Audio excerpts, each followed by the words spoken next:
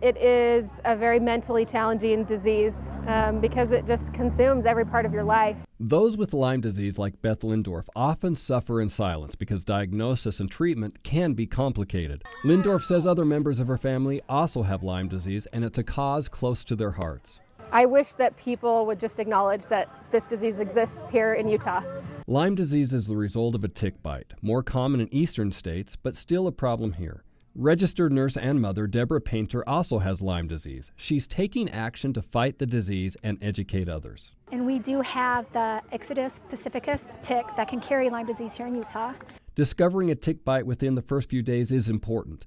Early treatment could cost about $300, but if left undetected, if that Lyme disease does not get treated within the first 72 hours and goes into more of a chronic form or goes a year later, the average people have to go about 2 to 4 years before they get diagnosed if they don't get diagnosed with that bullseye rash. It goes to $61,000 per year. Painter says the cost can escalate. Medical bills, lost time at work, and in some cases, children with Lyme disease are unable to attend school, so tutors are needed. Painter says active kids who play outdoors a lot are the ones most likely to be infected. Boys 8 to 15 are the most common to get it because those are the boys that are running around with the dog, rolling in the grass.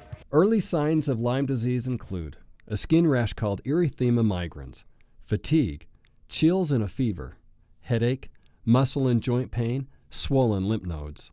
Many sufferers share their Lyme disease stories on the internet. Several we saw tell stories of severe medical challenges. Proper diagnosis can be difficult, and for some people, it has taken years to find out that they have Lyme disease.